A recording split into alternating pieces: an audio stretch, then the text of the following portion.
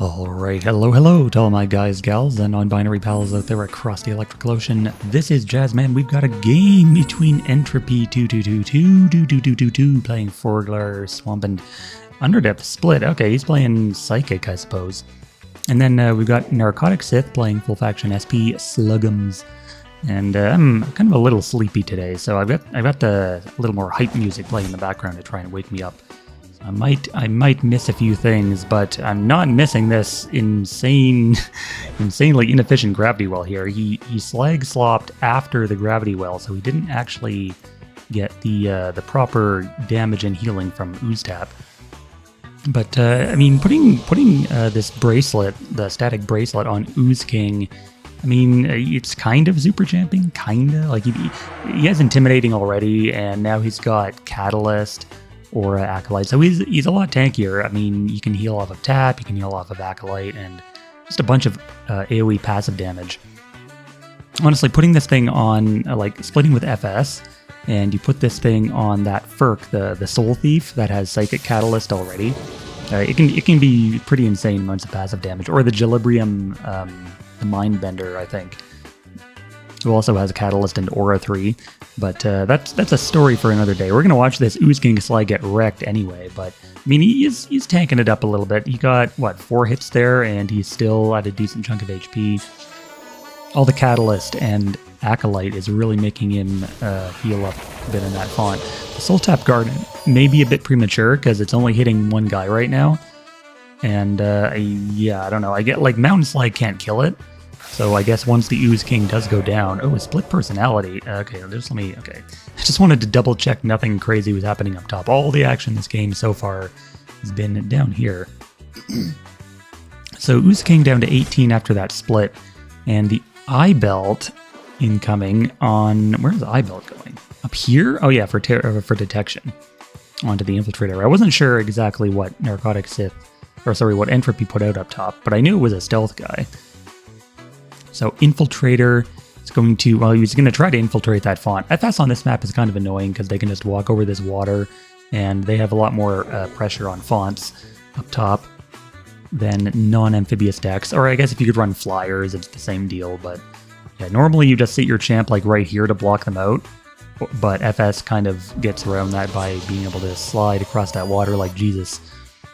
But over here, this is still where most of the action is going to come from. Ooze King Slag, I mean, despite all the healing, is already at 21 HP, and I think range, like, deploying Ooze King into this much, like, passive damage in range, like, Entropy has a lot of passive damage of his own just from the constant Soul Tap, Catalysts, and Agonies, and once this Mutant dies, actually, if he could kill this Mutant somehow with a spell, just like a weak, cheap AoE spell, and then the Death Nova would finish off the Ooze King as well, right?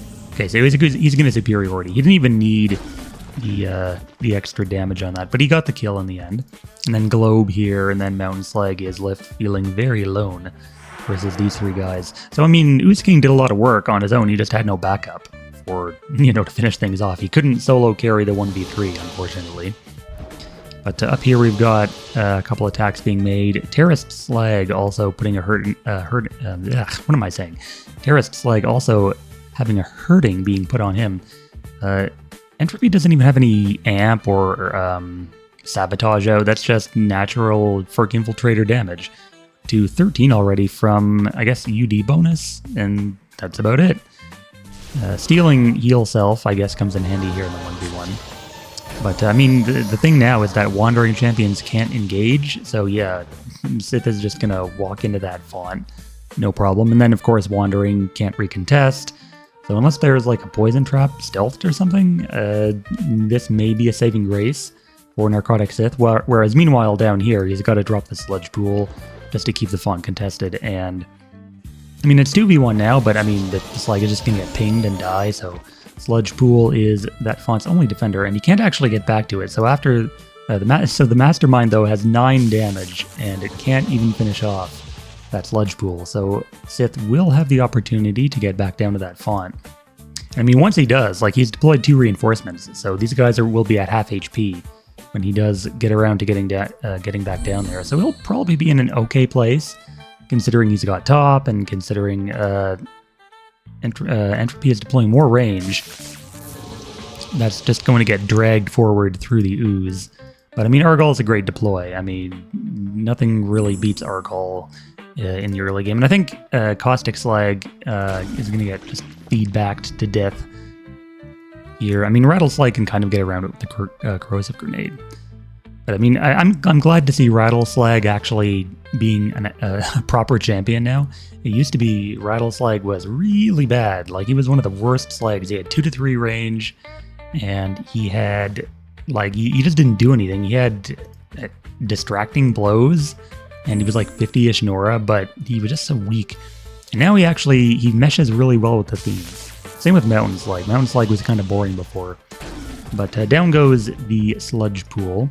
Up top, NarkotikSith is taking full advantage of his Nora, deploying up there, and I guess Infiltrator kind of just has to sit back and rely on stealth. I think something that could generate more Ooze would have been a better deploy up here. Maybe, what are some Slags? Actually, Mountain Slag would have been nice because of repulsion pushing that Infiltrator out of the font. Also, the 2x2 would have blocked, so Mountain Slag sitting like right here would have prevented the Infiltrator from running all the way back here, and then he could have repulsioned him further out of the font and, you know, done some relocation shenanigans. But the detection, I guess, makes the Ooze a bit superfluous. And then Auroral Slag down bot. I like Auroral Slag. I like running in this guy in just general SP decks. I think Dazzling on a teleport champ with passive damage is pretty annoying to deal with. He's 7, you know, he can teleport, he's 7 speed, he has aura, so he can plink damage with his Nova aura and then just blind anything that gets too close. Dazzling is a really strong ability. I'm kind of glad it's not on a lot of other stuff.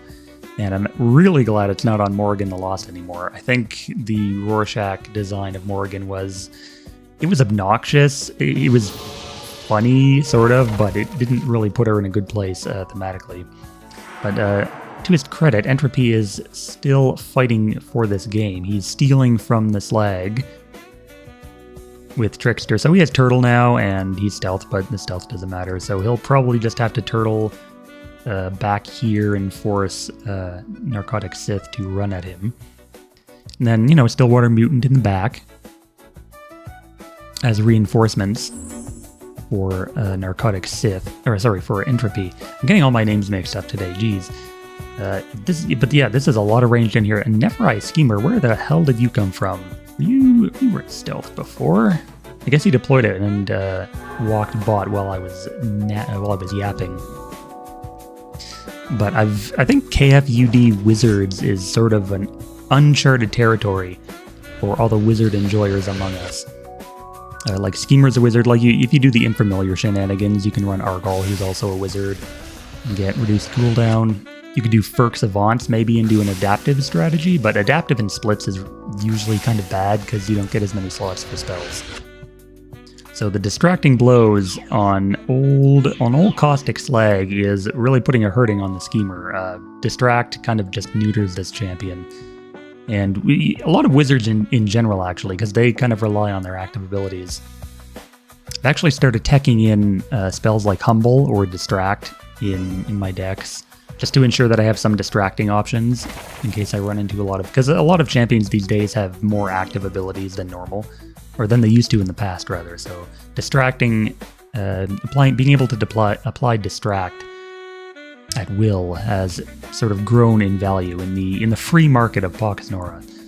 So Infiltrator being found out doesn't have much longer for this world, and Terra Slag is a real piece of work. I gotta say, like in a font situation, now that he has Ooze Tap and he can heal on his own, plus he already could, but he can heal more now. Like you just one deploy this thing and he heals off of Eater, he heals off of Trail, or Heal Self, and then Oozing itself heals him. So he's got a lot of built-in healing. You can just sit in a font forever. A lot of Slags tend to do that. They just sit there and they move things around. That's their whole game plan. Font of Restoration down bot. That's an interesting choice. I wouldn't think that that's a good play, because even if you move the Schemer away, like, you're still distracted. Like, what are you gonna do? Unless you somehow kill the Caustic Slag or incapacitate it, you're just gonna get distracted again. And then, like, you have no out. Like, you can run all the way back here, but I guess the Caustic Slag can just run up and distract you again, you know? And then, wait, Schemer's actually moving in. Okay, well, I guess that's fine? He moved it, so he Font of Restoration, and I'm assuming NarkotikSith is going to take full advantage and just kill the Schemer, right? He's got 9. Well, I guess he has to set up some Ooze for dragging attack, maybe. The Auroral Slag is dead, so this is always the problem with Auroral Slag, is that it is annoying to deal with in 1v1s, maybe 1v2s, but if it just gets plunked from range before it can teleport in and start blinding shit, then it does tend to die fairly quickly. But he can get one good blind here on these guys because of Entropy's poor positioning, unless he moves like away. But that's the thing with Dazzling, is you can easily trigger it on your turn by just walking an already blinded champion into it, so that's another way to get around the Dazzling proc, but it looks like he is going to teleport in. He moved up. Okay, so he moved up kind of weirdly to pull the Mind Shredder. He was already in attack range. He could have made a double attack if he wanted, but... oh yeah, he wanted to... Okay, so I didn't check the upgrade. He didn't want to get feedbacked by being hit from range 4. So that's why he moved in. So the Mastermind here might die to the Aura, and then another Slag Slop, actually. So it will be a dead Mastermind to the Aura 3 plus all the dots. And then, I mean, Schemer can do stuff because it's not distracted now. I think I would have favored hitting the Schemer again, because here the Schemer is kind of the more annoying champion. Hex, Deception, like you don't want to deal with illusions. Swap, like Swap is kind of dangerous here. You can maybe, if you have Cleanse with like... if you have Cleanse somehow, you can swap the Argol and get a double hit on this Caustic and maybe kill it. But the Frost Cone can come out here for a nice little 3-man AoE.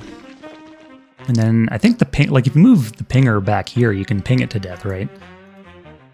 And yeah, he's going to do that. So 2 dead champs, but the globes will of course go over to Sith, assuming Entropy doesn't just Deception onto this one. He doesn't. He actually Deceptions forward. So this is kind of a bug, I guess, with Deception. It spawns the illusions randomly, and if the illusion were to spawn on an occupied or inaccessible space, you don't actually get that illusion. It just fails to spawn, and you only get one illusion copy instead. So that's a little bit annoying. I miss the old Deception, where it would just respawn the champion in place with 3 illusions. I kind of want that back. This one in the current Deception is basically just a better teleport. So I don't know. I don't really like it. I think having the redeploy option was better. We haven't looked top in a while, but nothing has actually happened top. Just some attacks being traded, and then Terrorist Slag staying alive like a boss. So not for long though. Psychic Blast. Ooh, down to 5. I mean, he has Soul Channeling. He has no other passive damage. A Soul Tap. Okay, so well, that's a little silly. He was going to get Soul Tapped anyway by the Soul Channeling, but okay, so he's on 3. And yeah, I guess that's it? So Sith wins this Font. Okay, well, the Infiltrator's dead. And yeah, Sith is just owning topside. He can do a heal self here, yeah, and then walk away, saving his guys.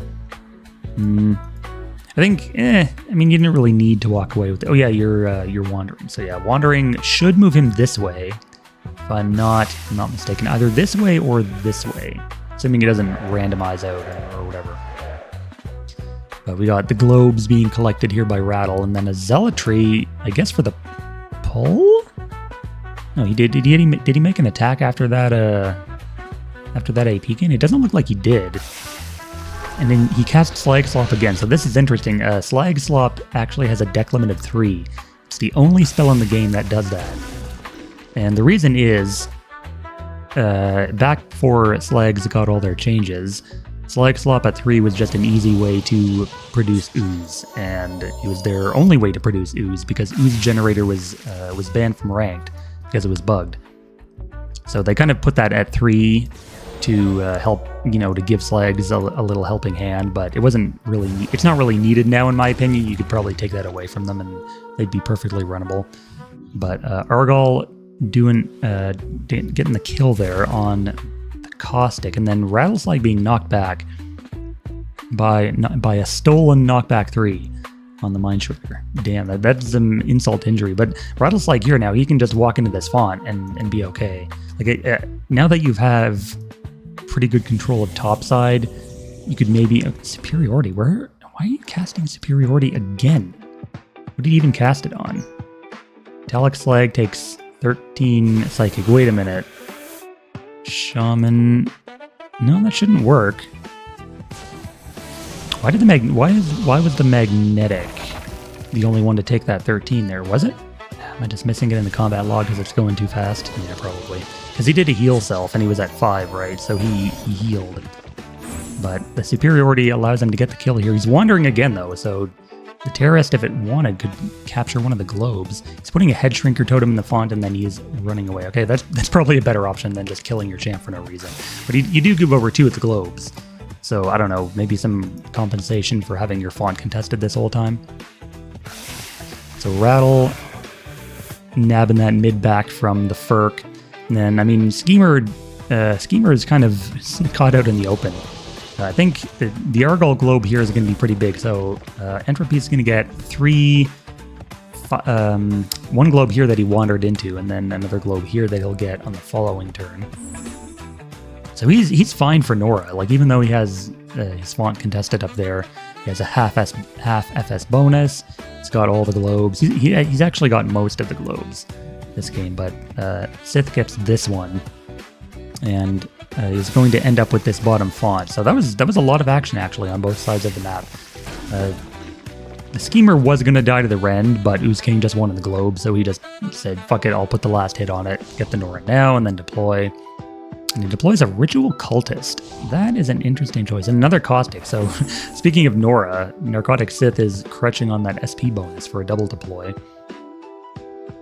But I think that like the constant threat of top font being contested will probably favor Sith in the long game, because Stillwater needs to get rid of that totem, needs to get that globe, which he's going to do.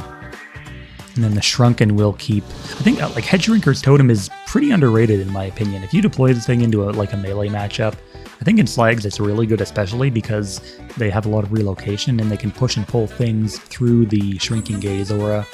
It's just a good relic to put down in fonts, you know? I think at 30 Nora it would maybe be too good? Am I crazy for thinking that? Like this thing at 30 Nora maybe would be a meta-viable font contesting relic?